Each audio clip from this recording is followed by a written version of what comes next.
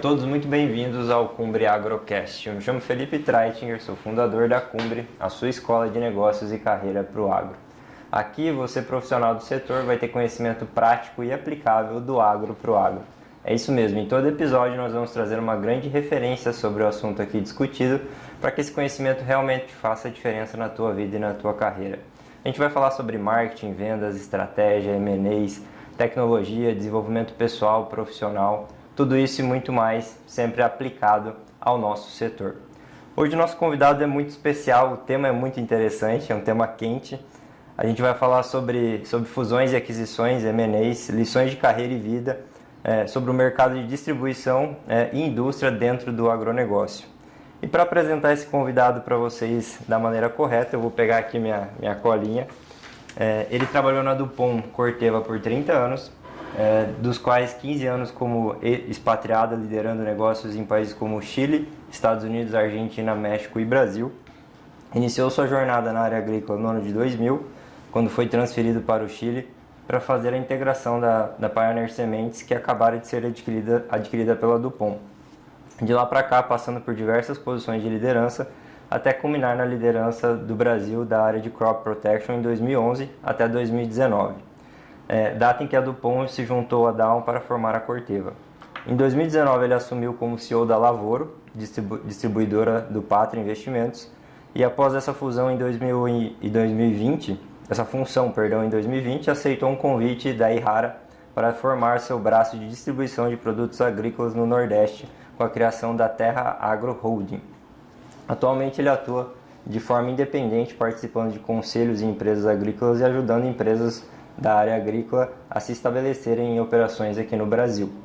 Ele tem dupla nacionalidade, brasileiro e italiano, é natural aqui de São Paulo, graduado em administração de empresas com MBA na PUC de São Paulo, com especialização em biologia, com pós-graduação em genética de plantas, engenharia genética e engenharia molecular pela Universidade de Nebraska, nos Estados Unidos, onde ele obteve a especialização como breeder em sementes. Casado há 36 anos com a Cristiane e pai de 2 filhos, Juliana e Felipe. Seja muito bem-vindo ao Cumbre Agrocast, Mário Tenerelli.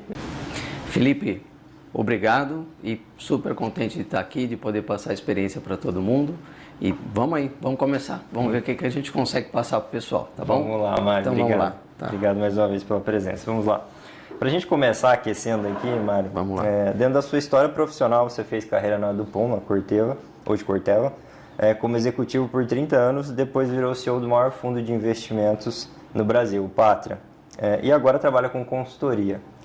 Na tua visão, quais são as principais diferenças atuando dentro desses 3 segmentos e quais foram os seus principais aprendizados dentro de cada um deles? Conta um pouquinho para o pessoal aqui. Bom, vamos lá. Pergunta... Eu vou falar os 3 aprendizados e depois, características de cada um. Uhum. Assim, quando você está numa multinacional, uma empresa de ponta, com tecnologia, você tem genética, sementes, químicos, numa empresa grande, numa empresa corporativa, então a grande palavra é ser cauteloso. Você tem que ser cauteloso. Tem que ter processo, tem que ser cauteloso. Quando você vai para um fundo como o Pátria, eu tinha a área agrícola no Pátria, através da Lavoro. A palavra-chave no fundo, num private equity, na verdade, é ser rápido. Por quê? Porque o investidor que põe o dinheiro ali no private equity tem um tempo que ele quer o retorno do dinheiro e tem um determinado percentual que o dinheiro tem que retornar, então você tem que ser rápido. Então, na primeira fase tem que ser cauteloso, no segundo você tem que ser rápido. E no terceiro, que já é nessa fase que eu estou hoje, em conselhos de empresa, representando empresa aqui no Brasil, ajudando as empresas a virem para cá, você tem que ser flexível. Quer dizer, são 3 coisas um pouco diferentes, e só para dar uma caracterizada em cada uma dessas 3, numa multinacional, e eu refleti bastante sobre isso, nessa fase 3, que eu vi que você vai perguntar, fase 1, fase 2, fase 3, eu adoro esse tipo de coisa. Legal. Numa multi, a melhor coisa que você pode fazer numa empresa grande é contratar gente boa. Gente boa e gente melhor que você. A gente, quando participa de processo de seleção, contratação, você tem muito aquela química pessoal, que na verdade aquela química pessoal é que a outra pessoa é igual a você. Então você gosta, você quer contratar, mas você tem que fazer um esforço muito grande, não para contratar gente igual a você, tem que ser gente melhor que você. Então, numa empresa grande, contrata gente boa e o resto, né, como líder, você vai ter que fazer alguma coisinha, mas a palavra-chave é gente boa. No Private Equity, tem duas coisas que são chaves no Private Equity. Para você ser rápido, você tem que trabalhar com a equipe, você tem que descentralizar para a equipe. O Private Equity tem gente muito boa, então quando eu estive no Patra, conheci pessoas com uma formação excelente, então eles estão lá no campo, estão trabalhando, então você descentraliza e eles trazem o resultado. E você tem que ter uma relação com o sócio, né? Tem muitos sócios que ainda permanecem no negócio, e você tem que estar escutando o sócio e estar executando. Então o trabalho em equipe no Private Equity é muito importante. E por último, no caso da situação que eu estou hoje, você tem que estar disponível, né? Você tem que ser flexível, mas você tem que estar disponível. Então essas seriam as 3 características básicas aí dessas 3 fases, né? Muito legal, Mário. Então, cauteloso na multi, rápido no private equity e flexível na consultoria. Perfeito. Muito legal. E seguindo mais agora para a área de distribuição do agro, tá, Mário? Qual que é a sua visão sobre esse importante setor, essas movimentações de M&As de fundos? Como os que você liderou? Qual que é a tua visão? Eles vão continuar forte? Até trazendo um pouco em perspectiva, é muito mais fácil a gente falar em perspectiva, né? Houve um excesso em relação a múltiplos de EBITDA nessas compras nos últimos 2, 3 anos, quando o mercado estava bastante aquecido. E também foi analisado, né, dentro destes fundos a entrada das multi também nesse mercado de compra e de distribuição. Essa complexidade que hoje existe, ela foi metrificado esse risco? Me fala um pouquinho aí da tua visão sobre isso. Olha, uau, você pegou assim, isso dá um MBA só de um PhD. 5 horas de conversa só nessa pergunta, né? De consolidação da distribuição, mas vamos lá. As primeiras, eu chamaria de 3 fases, né? A primeira fase foi aquela grande fase das várias compras que aconteceram. Então você teve grupos como Pátria, como Aqua. Inicialmente esses 2 grupos se compraram várias revendas, então essa foi a primeira fase. E naquela época, eu participei dessa primeira época, os múltiplos estavam adequados, porque você precisa comprar. Mais difícil que comprar é você fazer o pós-integration. Então você imagina, outro dia eu li numa entrevista, a Lavoro comprou algo em torno de 30 ou 31 empresas, né? A gente já fala no mundo empresarial que você fazer um merger e um post-integration de 2 companhias é difícil. Agora você imagina de 30. Né? Se não me falha a memória, o AgroGalaxy comprou umas 15, 16. Então nessa primeira fase tinha um múltiplo que estava em torno de 5, 6 EBITDAs. Um trabalho assim, herculeano de você fazer o post-integration, que eu participei também, muito trabalho, para lá na frente você poder vender para um grupo internacional e que já quer comprar uma coisa mais estruturada. Mais consolidada, né? Bom, então aí você compra por 5, 6 e fala assim, puxa, mas vai vender por 8, 9 ou 10 que seja? Muita diferença. Não, mas não é, porque você tem um investimento que você precisa fazer, precisa trocar gente, precisa homogeneizar a cultura, salário, sistema, contabilidade, é um negócio assim. Áreas físicas, escritórios, então existe esse trabalho. Então houve o boom. Sim. Agora nós estamos assim naquela fase que tem que trabalhar, né? Então nós estamos nessa fase aqui de trabalho. E eu não tenho dúvida nenhuma que um pouquinho mais para frente, porque o agro passou por um ano de dificuldade, né? 2 anos eu vou colocar, né? Nós estamos em 2. E é normal, porque o pessoal esquece os 5. Sensacional, né? Isso. É os ciclos normais, né? Para cada um que está nessa área, sabe que, né, a cada 5, 6 anos você tem 2, 3 de dificuldade ou de complexidade, né? Não vejo ainda nada estrutural. Então a gente fala que está complexo. Você tinha uma soja a 160, 180, você tem uma soja a 110, 120. Bom, tem que trabalhar direitinho, fazer conta. Muito interessante. Quando a soja está 160, 180, o produtor não faz conta. Isso é um problema. Isso é um total problema. Tanto para todo mundo, acostuma mal, né? E agora a soja caiu, o milho caiu. Enfim, então, foi prevista a entrada de multinacional. No meu entendimento, existia a perspectiva de que esse trabalho ia ser feito por private equities. Então, você tem vários, né, que fazem esse tipo de coisa, Kinea, Axon, Aqua. E esse trabalho ia ser feito por esses fundos. E depois viriam empresas internacionais comprar o que já tivesse mais estruturado. Então, não, eu entendo que a entrada da Nutrien foi uma antecipação a isso. A Nutrien entrou e falou, olha, eu vou querer comprar agora e faça esse trabalho de consolidação, de post-integration, né? E é um trabalho extremamente difícil.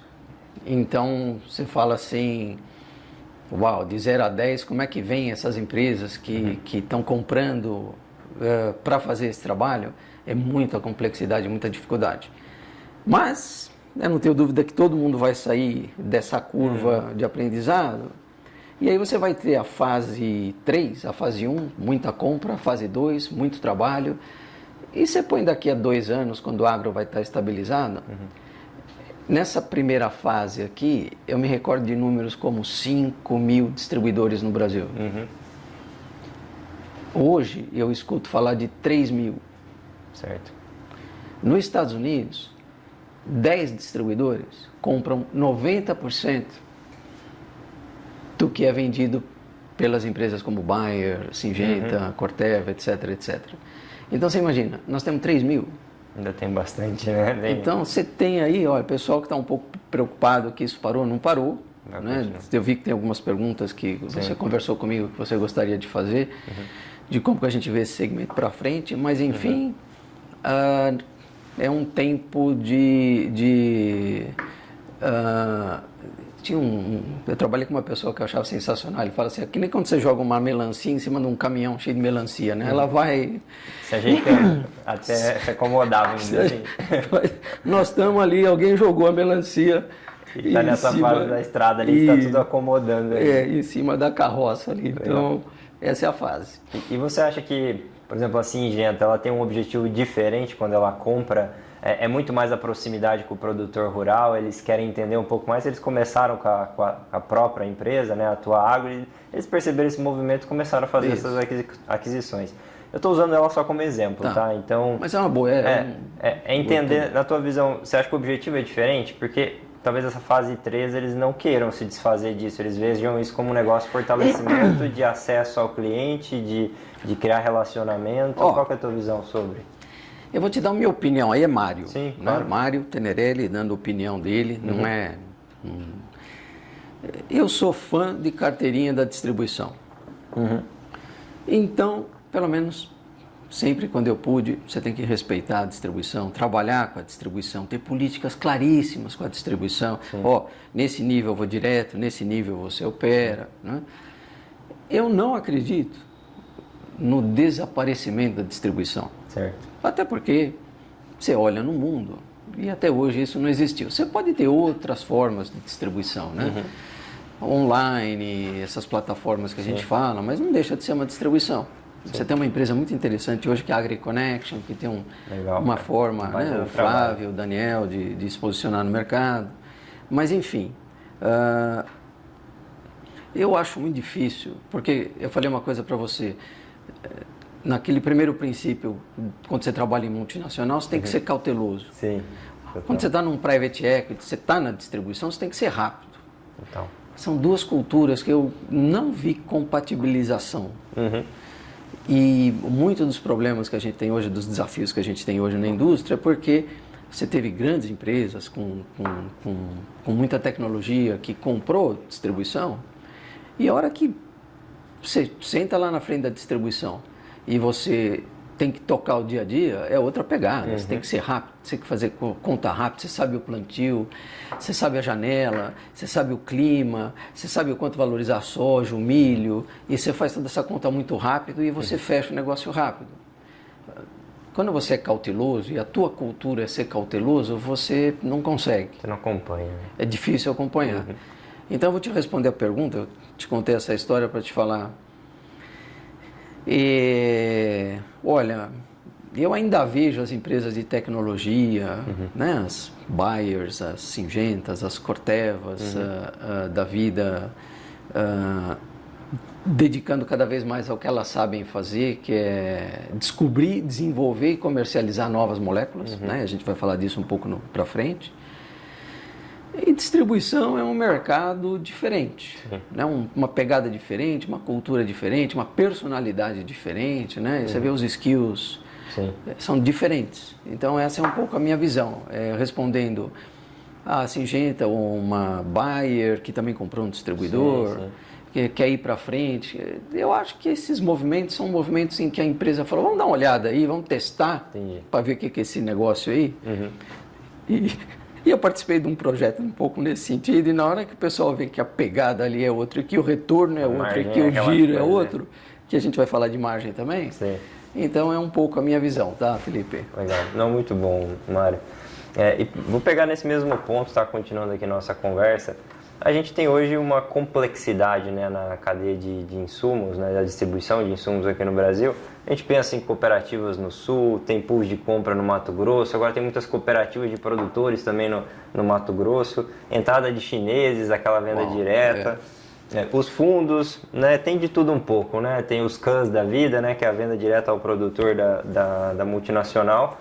E nesse ponto, Mário, onde é que você vê a vantagem competitiva do pequeno distribuidor? Como é que ele pode, dada essa complexidade, né, ele tem tantas coisas acontecendo e tantas, vamos chamar de concorrentes, mas enfim, é um desafio, né, para tocar o negócio. Onde é que você vê que esses profissionais, esses empresários da pequena distribuição, eles vão ter uma vantagem competitiva sustentável para continuar trabalhando? Onde é que está o diferencial deles nesse sentido? Qual é a tua visão? Olha, essa é uma pergunta complexa, assim, né? Por quê? Porque primeiro eu vou te responder e depois eu vou te dar a minha opinião de como eu vejo o pequeno distribuidor, né? Um pouco aonde a primeira fase de consolidação perdeu a mão, né? Ou seja, comprou várias empresas e houve ali um excesso, é achar que conhecia um negócio. Certo. O que é conhecer um negócio? Conhecer um negócio, eu me lembro, quando eu sentei lá, CEO, Lavoro, e pô, eu abri lá e fomos para o Mato Grosso, um determinado cliente devendo X milhões para a empresa, né? Eu fui visitar o cliente e eu falei, puxa, mas eu estou vendo o teu extrato aqui, você nunca atrasou um pagamento? Né? E agora, como é que tá teus planos para pagar esse pagamento? Eu falei, olha, Mário, quando era o João, que eu conversava, o dono da revenda, ele me conhecia exatamente quando eu ia pagar, quando eu não ia pagar, os problemas que eu tinha. Vocês agora estão muito distantes, né? Ninguém nunca veio aqui sentar comigo para conversar, para entender minhas dificuldades, onde eu estou tendo problema, onde eu não estou. Então, o que acontece? O pequeno distribuidor, ou distribuidor local, em vez de chamar pequeno, eu vou chamar de distribuidor local. Eu gosto bastante assim dessa nomenclatura: distribuidor local, distribuidor regional e o nacional. Legal, muito bom. Aprendi contigo agora. Imagina, o local conhece o produtor, conhece a terra, conhece o clima, conhece que semente funciona, conhece que produto que controla as pragas que tem naquele lugar, as doenças, ele conhece tudo aquilo. Então esse cara ainda tem um valor muito grande como distribuidor local. E a diferenciação dele está nisso, porque você vê, é muito difícil um distribuidor local, que é um cara consciente, perder dinheiro, porque ele sabe, eu vou precificar soja em tanto, eu vou precificar um milho, assumo o risco com aquele produtor, não assumo. Depois a gente fala um pouquinho para frente da área de crédito, né, que é um outro desafio também, né? O crédito para o produtor, dado pelas distribuidoras e multinacionais. Sim. Mas, enfim, é isso. A vantagem do distribuidor local é que ele conhece tudo ali e ele gerencia isso de uma forma muito efetiva. E, em contrapartida, é a mesma coisa que ser um distribuidor local, você olha assim, vê uma onda assim, de 50 metros de altura, que é a consolidação, né? Que está um pouco agora, como eu te falei, né, as melancias assentando na carroça e tal. É difícil o distribuidor local não entender que muitos entendem, né? Muitos têm receio, muitos não sabem o que fazer. E tem toda uma ciência que é puxa, vendo meu negócio agora, não vendo meu negócio agora, espero, invisto, abro mais 2, 3 lojas, me torno um distribuidor regional, valorizo meu negócio, vendo na frente. Não, se eu não vender, eu vou perder. Então, essa questão na cabeça do distribuidor local é constante, ele está o dia inteiro pensando nisso hoje. Sim. E, de qualquer maneira, ele ainda tem uma vantagem competitiva por todo esse conhecimento no local que ele traz, né? Isso é um pouco, seria a minha... Mas tem esse medo, né? Puxa, o que eu vou fazer, né? Eu concordo contigo, né? Quem está mais próximo do cliente, ele acaba tendo essa vantagem do relacionamento e o agro ele é muito relacional, né? Exato, você está na missa, você está no jantar. Exatamente. Conhece a pessoa há 20, 30 anos. Sabe tudo. E até um ponto, né, Mário? Teve muitas compras aí que aconteceram, né? Que tem aquele tempo que o founder, né, o fundador, não pode estar no negócio. E tem muitos voltando agora, depois dessa compra, né, para o mercado, porque eles têm um relacionamento com os clientes e estão fazendo uma outra empresa, um outro negócio que também eu acho que, não sei se isso estava metrificado ou não nos desafios das fusões e aquisições, mas é algo que tem acontecido também. Tenho visto, bom ponto. Eu acho que não estava. Não estava, né? Não estava, não. O pessoal, vou comprar e vai aposentar. Não, ele tem, às vezes o founder tem gasto para mais uns 5, 10, 15 anos, ele vai lá e abre outra empresa porque ele tem o relacionamento. Né? Voltando lá naquele princípio do private equity que eu te falei de ser rápido, na verdade ali você tem duas coisas, né? Que eu até coloquei uma segunda. O número 1 é ser rápido. Sim. O número 2 é ter uma relação com o ex-dono, que ainda é dono de um percentual, muito próximo. Você não pode tirar o cara onde passou um pouco a mão ali, essa primeira fase da gestão. Tirar o founder, né? O cara que conhece tudo aquilo que eu acabei de falar, e você tira ele, põe um gestor novo, você põe uma equipe nova, ele se sente desmotivado, é difícil. Imagina que você é dono de uma casa há 30 anos, amanhã você vende 70% da casa, mas você se sente dono da casa ainda, né? Sim. Então, um pouco do que você tem falado, uma das coisas que eu vejo hoje sendo ajustadas, e aliás sempre foi política minha, você pode ir para todo sócio que eu convivi e que a gente comprou negócio, minha relação de 0 a 10, 10. Você tem que sentar, ser humilde, escutar, entender e manter eles no negócio. Caso contrário, eles vão... Você está mais exposto, né? A esse tipo de coisa. A esse tipo de coisa que você falou que tem acontecido. Perfeito. E falando um pouquinho de métricas, Mário, também vi num post teu no LinkedIn, vamos ajudar esse pessoal da distribuição, tanto gerências, lideranças, quanto os próprios donos também. Como é que você vê hoje as margens, que KPIs são super importantes para um negócio, seja falando em realmente margem bruta, pensando em estoque, o que você poderia trazer, se quiser dar uma dica até falando para o pessoal, algumas dicas sobre a tua experiência. Excelente, vamos falar assim. E essa é uma parte super importante, porque qualquer dono de revenda, seja regional, local ou nacional, tem que atentar para essas métricas, não vai escapar disso. Né? Então a primeira, e eu vou vir da DRE depois para o fluxo de caixa, certo. A primeira é margem variável.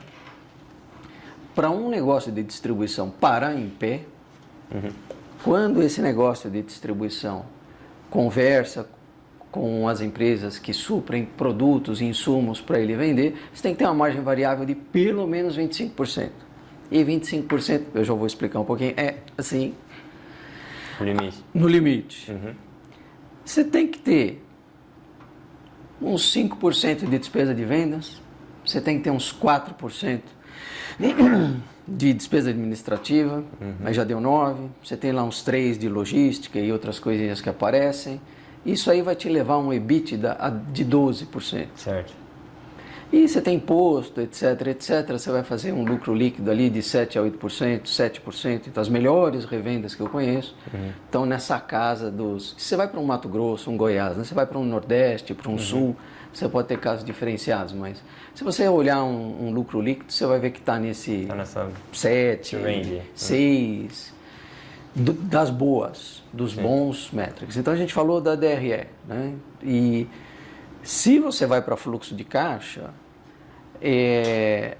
perdão, depois eu falei outra coisa, você tem que sobrar dinheiro no lucro líquido, porque quando você cresce na distribuição, você tem um fluxo de caixa negativo. Você não tem, você precisa de dinheiro para crescer. Sim. Por quê? Porque a hora que você vende, você vai ter que pagar o teu fornecedor antes que você recebe. Sim. E depois você vai lá e ainda tem o estoque, porque você tem que manter o estoque. Estoque de passagem tudo mais. Então, assim, numa conta bem burra, se você pegar um contas a receber aí de uns 150, 180 dias, vamos falar 180 dias, um contas a pagar de 150, então você já está negativo em 30. Aí o cara vai e fala assim, não, eu vou manter, que é uma média, você vai no Brasil, a média de estoque são 100 dias, o que é um absurdo. Se você pega 100 com 30, são 4 meses de capital de trabalho que o cara tem que bancar hoje, uma taxa de 2% ao mês. Puxado. Então quem paga isso? Sim. Claro, tudo bem, vai, ele não paga 2, ele paga 1, mas você vê que não tem lucro líquido, mais fluxo de caixa para pagar isso. Então, tem que existir aí um entendimento entre os fornecedores e a distribuição, que com os números que nós temos hoje no mercado, fica difícil você crescer e você representar a sua bandeira da forma que a bandeira quer que você represente. A conta não fecha. Sim. Por isso que esses números que eu passei são mínimos. Perfeito. É daí para cima. Né? Bom, o papo está muito bom aqui, mas quero só parar rapidamente para fazer um convite aqui para todos os gestores e líderes do agronegócio. Nós temos a nossa próxima imersão presencial. Para todos que tiverem interesse, são 2 dias inteiros com C-Levels do agronegócio para falar sobre esses 2 temas, liderança e gestão. Tem o QR Code aqui na tela, para quem tiver interesse é só apontar o celular para cá e a gente vai deixar o link também na descrição deste episódio, tá? Dito isso, pessoal, vamos voltar aqui para a nossa conversa com o Mário, tá muito bom, estou aprendendo demais aqui com ele sobre distribuição. E vamos falar um pouquinho sobre alta performance e times, tá Mário? Mudando aqui um pouco o tópico, para a gente avançar também na nossa conversa. E realmente isso é um tema super importante, né? Como é que a gente entrega resultados com um time motivado e realmente de alta performance? Base a sua experiência, Mário. O que está na mão da liderança, da média liderança, quando a gente pensa nesses tópicos? E se existe uma distinção entre a liderança de uma multinacional e revendas nesse sentido, né? O que realmente eles têm controle? E qual que é a porcentagem, isso aqui obviamente é a tua experiência, tá? Não existe um número, tá? Mas qual que é a porcentagem que você atribuiria ao fator humano, liderança, diretamente no resultado de uma empresa? Uau! Bom, vamos lá. O que faz equipe de vendas, na minha experiência, né, Felipe? Isso aí depois nós vamos falar aí, na minha humilde experiência. O que faz uma empresa andar é 2 coisas. Gente boa no campo, bem preparada, e uma remuneração agressiva. Assim, eu tenho um ditado que eu gosto de usar, que é assim, que eu falo: mostre-me uma pessoa que não gosta de dinheiro e eu te mostro um não vendedor. Porque o cara de vendas, eu fui de vendas, conheci líderes magníficos em vendas, ele tem que ter aquela milha a mais que ele vai, porque ele sabe se ele for, ele vai ser remunerado adequadamente. Então, e a remuneração variável é uma coisa extremamente barata, porque os caras falam, uau, mas ele teve uma remuneração de X no ano, vamos ver quanto ele trouxe. Então, eu sou muito a favor de você remunerar agressivamente o campo e ter gente boa, gente técnica, porque você não pode ter vendedor no campo que vai falar com o produtor e não tem experiência para falar para o produtor o que ele usa, quando usa, mas enfim, fazendo uma longa história curta, gente boa e remuneração variável agressiva.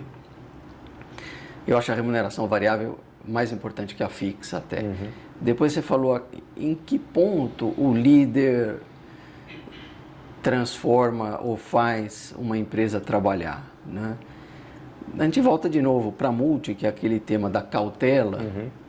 Então, você vai levar um projeto para sua liderança numa multinacional, você cobriu vários cantos Então, você tende a ter líderes pensadores, que são líderes voltados para a tecnologia, que conhecem tecnologia. Então, eles te guiam estrategicamente de uma forma que é imensamente positiva.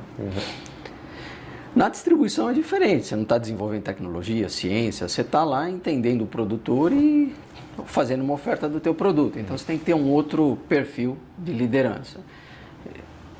Eu te falei isso para te falar da minha experiência. Se você inverter os papéis, colocar um líder extremamente atuante de distribuição, você coloca como líder de uma empresa de tecnologia, eu entendo que você vai ter um monte de problema porque você está ali mais para pensar do que para executar.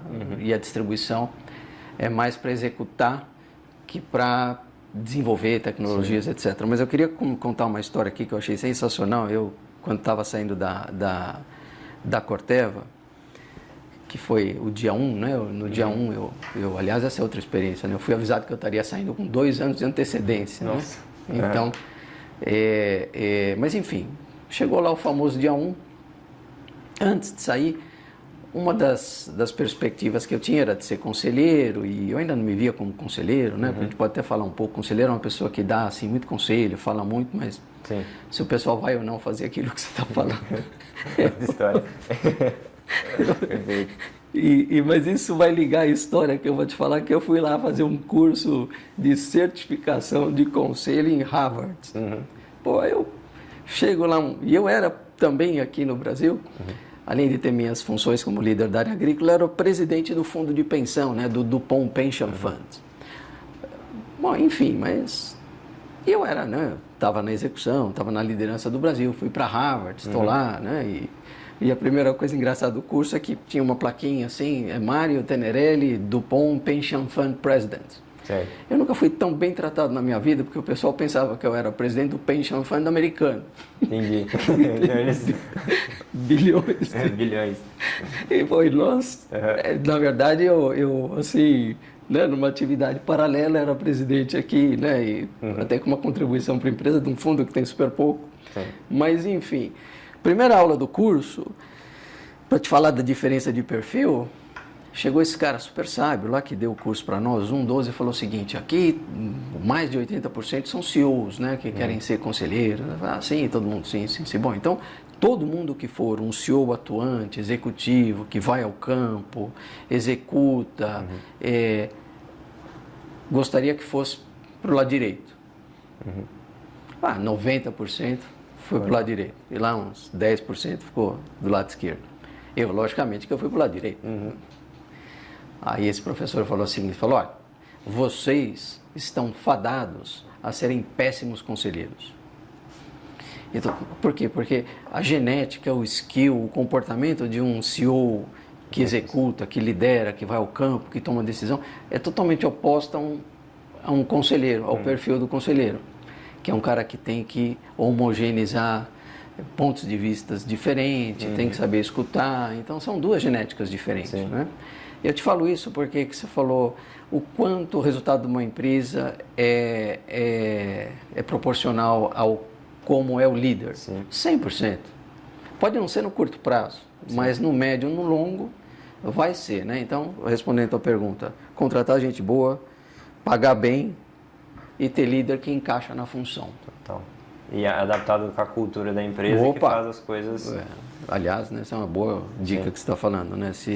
Quando você entrar numa empresa, para qualquer um que entrar numa empresa, olha para a cultura e você tem que se identificar com a cultura. Senão a coisa não anda, não tem como. É o jeito de fazer daquela empresa. Não, eu sou diferente, não vai dar certo. Não vai dar certo. É uma coisa que já está ali há décadas rodando. Muito bom, Mário. E falando agora, vamos para um outro tópico relacionado também, obviamente, ao agro, né, que é o setor de biológicos aqui no Brasil.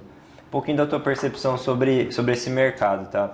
As margens vão continuar altas, na tua visão. É um mercado que tem uma rentabilidade interessante, né? Ainda tem. Você vê que a entrada de grandes players também dentro desse mercado, né? Todo mundo viu um mercado com uma tendência de crescimento absurda, um valor bilionário, e todo mundo quer pegar um pouquinho dessa água. Não sei se ela já está tão limpa assim, mas o pessoal está entrando, né? E como é que você vê essas margens nos próximos anos, este mercado, né, base à tua visão?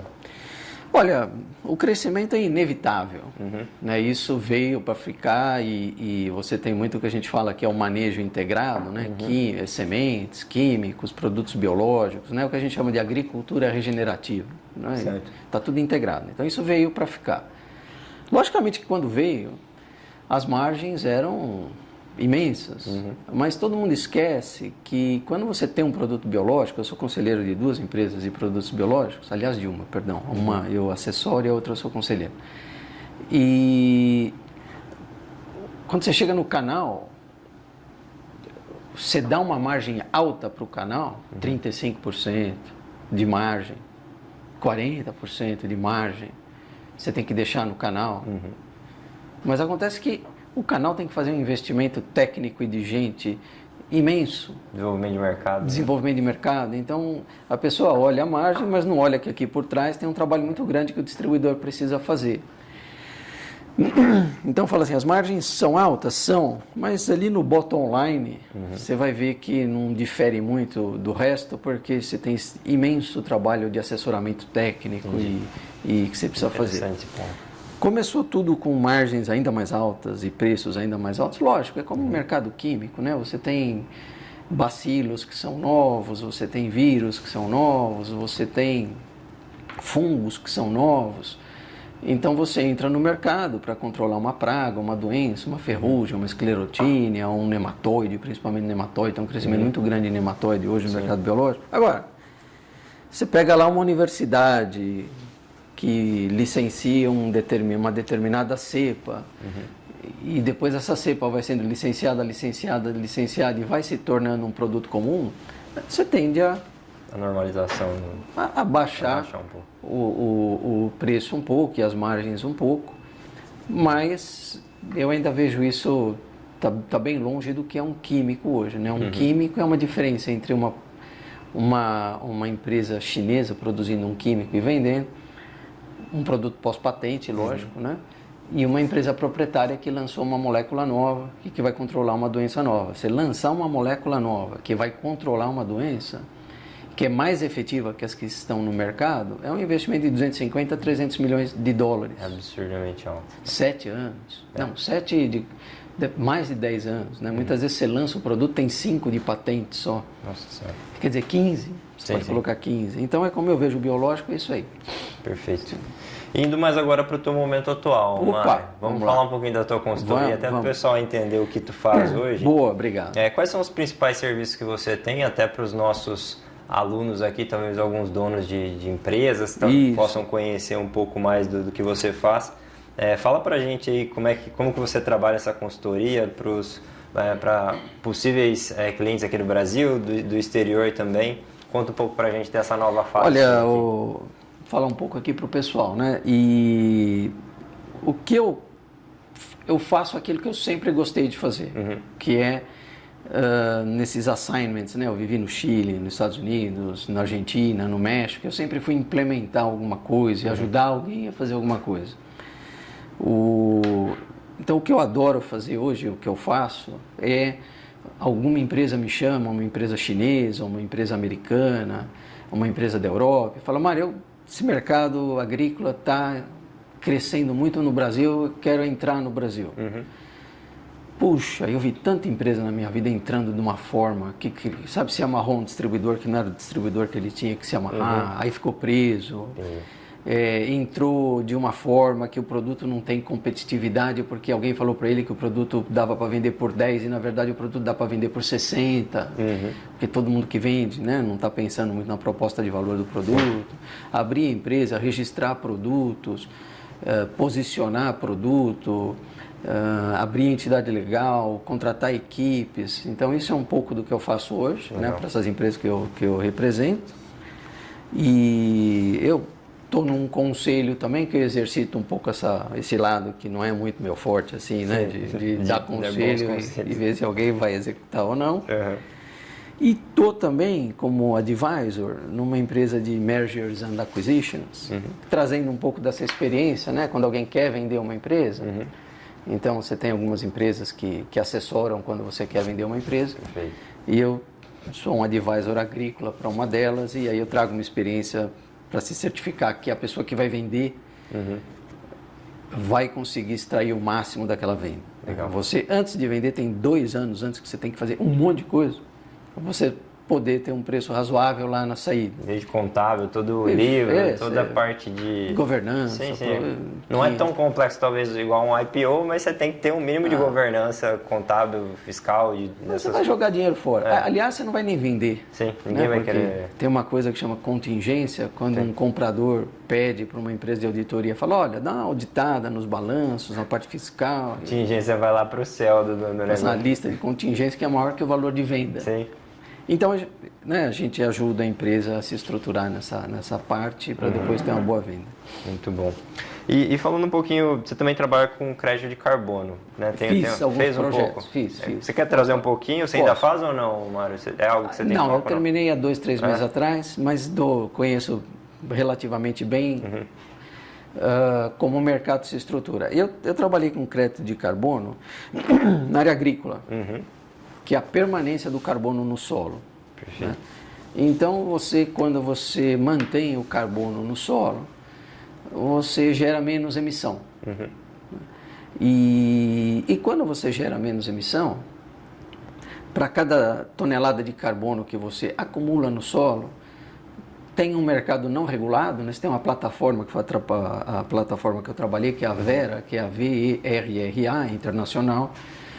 Então você tem um determinado tipo de plantação, você faz um plano de trocar algum tipo de fertilização, de utilizar alguns produtos, que é o que a gente chama de agricultura regenerativa, e você faz tudo isso de forma que uma empresa vai lá, mede quanto que tem de carbono no solo, depois no final de 3, 4 anos mede se tem mais carbono no solo, e essa diferença, que é a adicionalidade, pode ser comercializada nesse mercado não regulado. Perfeito. Hoje varia de 25 a 35 dólares a tonelada de carbono permanecido no solo. Ainda é uma área que está bem no começo, é um pouco, né? Quando a gente fala, o biológico veio, vai crescer e não tem volta mais, o crédito de carbono também veio, vai crescer e não tem volta mais. Mas tem, assim, a empresa que verifica se o crédito de carbono está lá, são 4 europeias ou 5 que tem que vir aqui audita para ver se você fez um projeto adequado, tem mais 3 ou 4, é muito pouco. Então esse mercado ainda é um mercado e depois tem toda a consciência do produtor, que ele inconscientemente faz tudo isso que eu estou falando, né? Porque todo produtor que é de ponta faz agricultura regenerativa, você fala, eu já faço, não sei se eu tenho interesse de entrar em uma coisa tão complexa como é isso agora.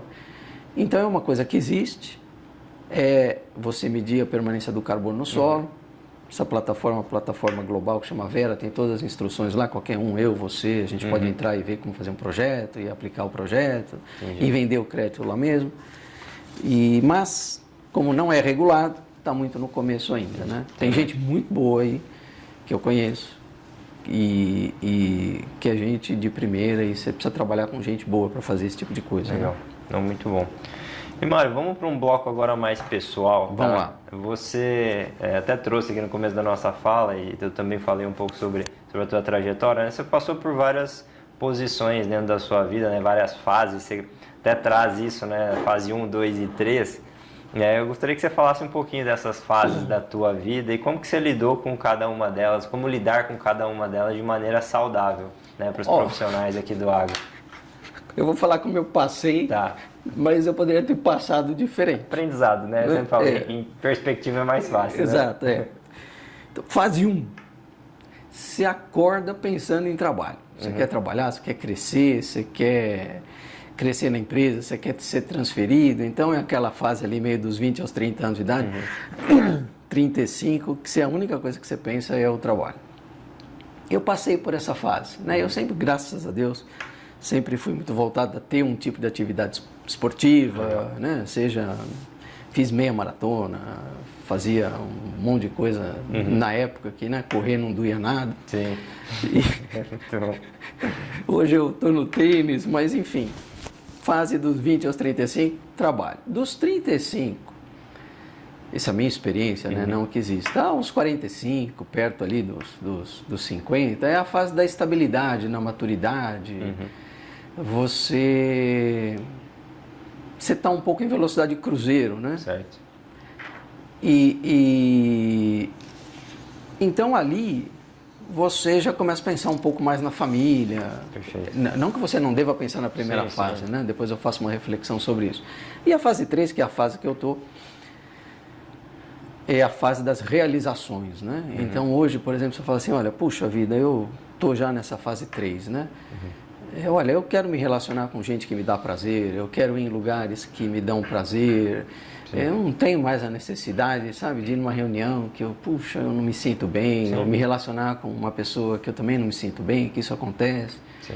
Então você tem a fase do trabalho, você tem a fase da maturidade pessoal e profissional, e você tem a fase da realização. Né? Eu estou nessa fase da realização, né? Então, reflexão de vida agora, né, para todos. Eu vejo hoje o pessoal com uma vida mais balanceada, né? E eu sou a favor de que o objetivo principal da vida de uma pessoa seja a vida dela mesma, o bem-estar, cuidar dela, da família. Por quê? Porque todo líder, essa é a minha experiência, não estou dizendo que isso é uma coisa que acontece com todos, todo líder que o objetivo número 1 de vida dele é o trabalho, ele faz alguma coisa que não é bacana. Porque ou ele perde a sensibilidade com um colaborador, ou ele não vê um tema social que hoje a gente tem que prestar atenção como líder, né? Você tem várias políticas de inclusão, de diversidade, que você tem que estar antenado. Então é muito importante que o objetivo, na minha experiência, máximo de um profissional, mesmo na fase de crescimento, seja ele como pessoa, o objetivo 2, o trabalho. E na fase para cá, na fase da maturidade, é muito importante que ele não se dedique só à família, que ele entenda também que ele ainda tem que trabalhar, né? Porque tem gente que troca, né? Na fase 1 quer só cuidar dele mesmo. Sim. E na fase 2 não quer mais trabalhar, né? Então você tem que estar aí. E na fase 3 a realização, que muitos estão, né? Conheço vários amigos meus que estão nessa fase. E é fazer aquilo que dá prazer, né? Muito bom, bem legal, Mário. Obrigado por compartilhar, viu? Pessoal, o último pedido aqui para vocês, quem está nos assistindo aí pelo YouTube, se ainda não se inscreveu no nosso canal, se inscreve, deixa o seu like também no nosso vídeo. Quem nos escuta pelo Spotify, não esquece de ativar as notificações, deixar 5 estrelas para nós aqui. E se realmente você está gostando desse bate-papo, dessa conversa aqui com o Mário, por favor, compartilha com outros colegas, com outros profissionais que possam se beneficiar desse conteúdo, tá? A gente faz isso aqui com muito zelo para todos vocês que possam realmente fazer a diferença para o máximo de profissionais do agronegócio. Voltando para a conversa, Mário, você falou um pouco sobre o tênis, né? Que você gosta de jogar tênis, esporte, sempre fez parte da tua vida. E eu acho muito bacana a gente falar um pouquinho também desse balanço que você mesmo trouxe sobre vida pessoal e profissional. E como é que o esporte, na tua visão, te ajudou a passar por todas essas fases da tua vida? Como é que você vê ele contribuindo para o teu desenvolvimento mesmo como pessoa e profissionalmente? A pessoa que tem uma vida profissional exitosa e que trabalha muito, se dedica, estuda muito e cresce e tem uma realização profissional muito grande, e falar para mim que nunca teve estresse na vida, eu não acredito. Sim.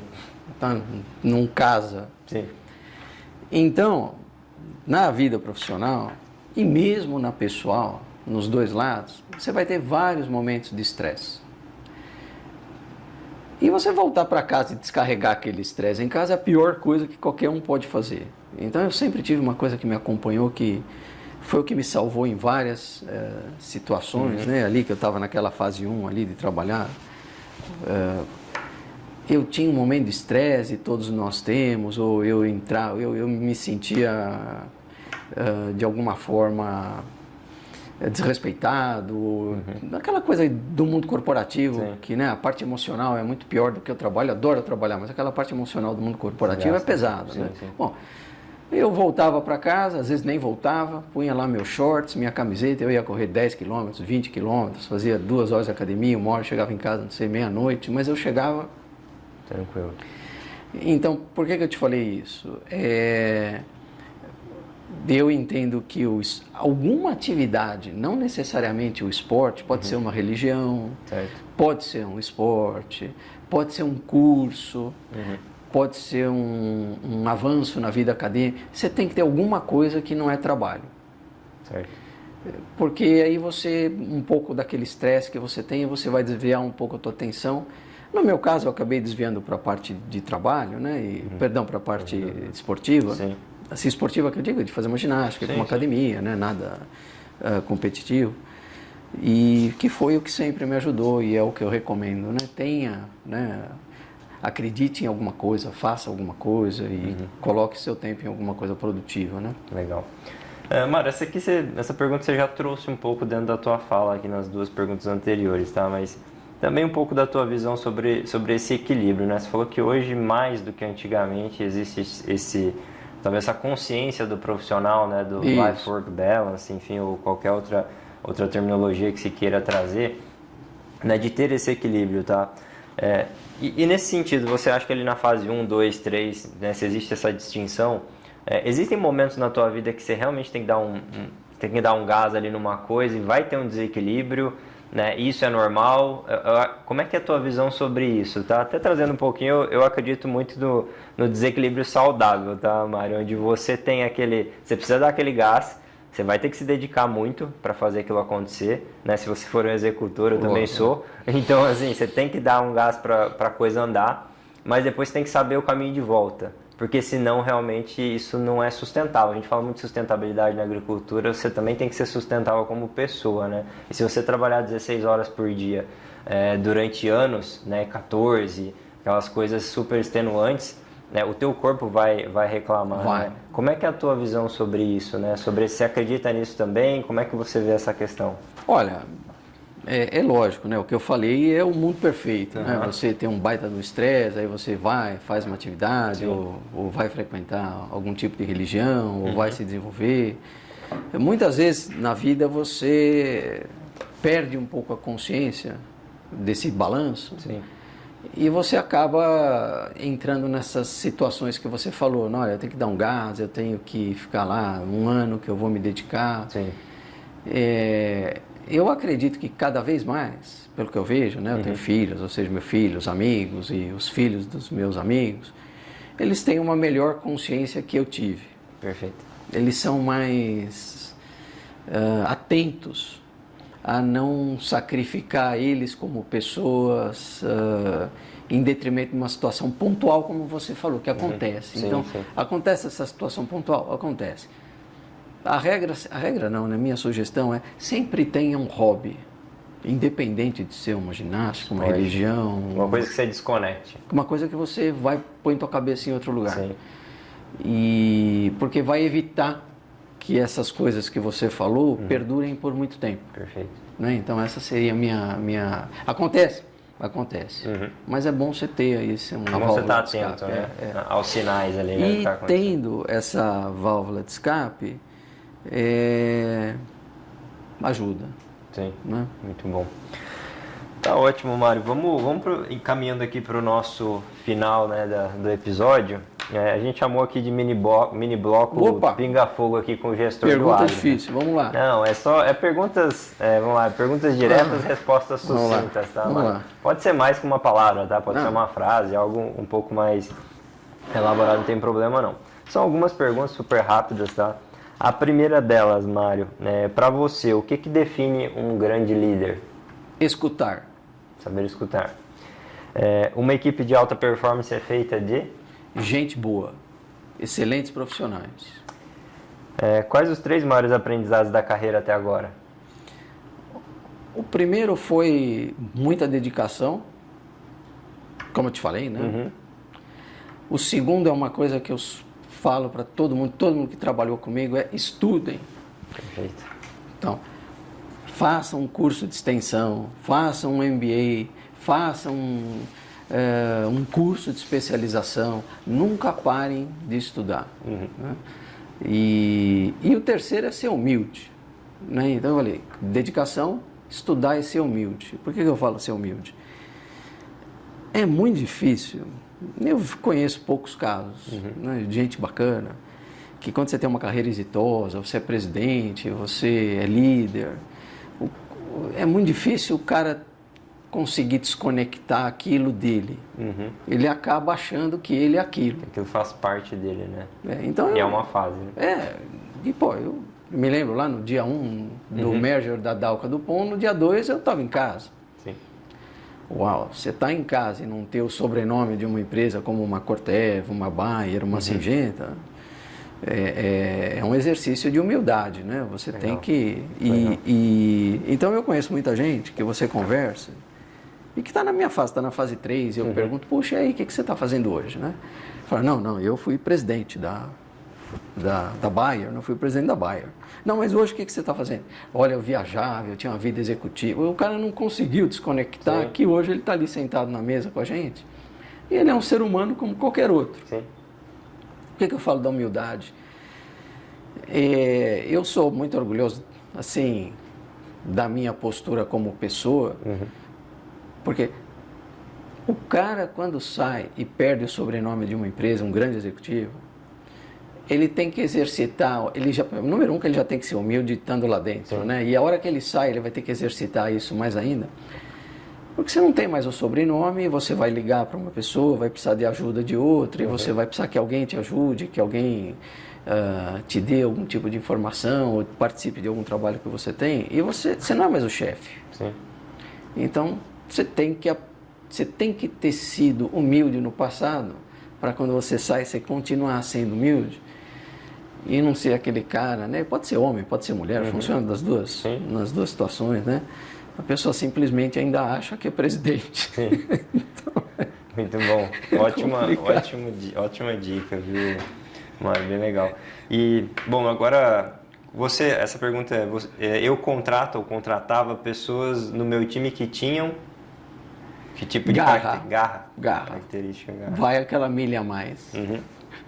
Eu parei porque eu pensei que era você que estava contratando. Não. Eu usei aqui no passado só para contextualizar. Feedbacks, na minha visão, são necessários. Agora, eu faço uma ressalva. Jamais dê um feedback tão direto a uma pessoa e tão insensivelmente que a faça se sentir desrespeitada, intimidada ou maltratada. Então, você precisa tomar muito cuidado. Como, né? Eu sempre fui eu era um pouco questionado lá pelo pessoal de recursos humanos, porque era assim, o pessoal, não, Mário, você tem que falar que a pessoa tem que desenvolver aqui. Aí me dava assim 10 áreas que a pessoa precisava desenvolver. E quando você está na luta, lá no campo, lá na frente, você não olha para as 10 áreas que a pessoa precisa se desenvolver. Você olha assim, onde esse cara é bom? Sim. Ou essa moça, né? Você fala, não, esse é bom aqui. Então, eu sempre fui da escola da fortaleza. Isso é muito legal. Você apostar na fortaleza. Sim. E essas áreas aqui, sensivelmente ou muito superficialmente, você tentar fazer alguma coisa ou pedir alguma reflexão, mas se é que eu tive uma coisa muito boa na minha carreira, ou talvez não tão boa, eu sempre foquei na fortaleza das pessoas. Sim. Eu nunca gostei de botar o dedo na ferida, que é o que muito plano de desenvolvimento em empresas multinacionais tem, né? Sim. Quais são as áreas de desenvolvimento? Poxa, vamos falar das fortalezas, né? Enfim, para o bem ou para o mal, eu foquei sempre nas fortalezas. Tem um livro, inclusive, Descubra Seus Pontos Fortes, né, que fala sobre isso. Né? Não sabia, depois você me dá um... Chama-se assim mesmo, Descubra Seus Pontos Fortes.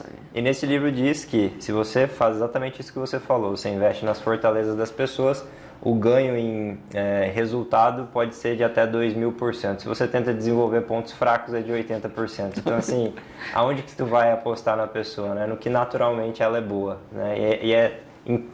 Comprovadamente, nesse livro, ele fala que você tem que trabalhar os pontos fortes das pessoas. É justamente o que você trazia para dentro da tua forma de liderar, né, Mário? Bem legal. E falando justamente essa última pergunta, tá, Mário? Se você gosta de ler ou algum artigo, qual foi o livro de maior impacto na tua carreira? Eu vou te falar, 2. E eu tô rindo aqui porque, assim, essa história dos 80% na área de desenvolvimento e dos 2.000 no retorno de pessoa boa, né? Então, eu tenho um livro, que é o último que eu li, que me mexeu bastante, eu vou até mostrar, vou falar do primeiro. Eu tinha lá meus 30 e poucos anos, fui transferido para os Estados Unidos, e lá eu fui ser gerente de vendas nacional nos Estados Unidos.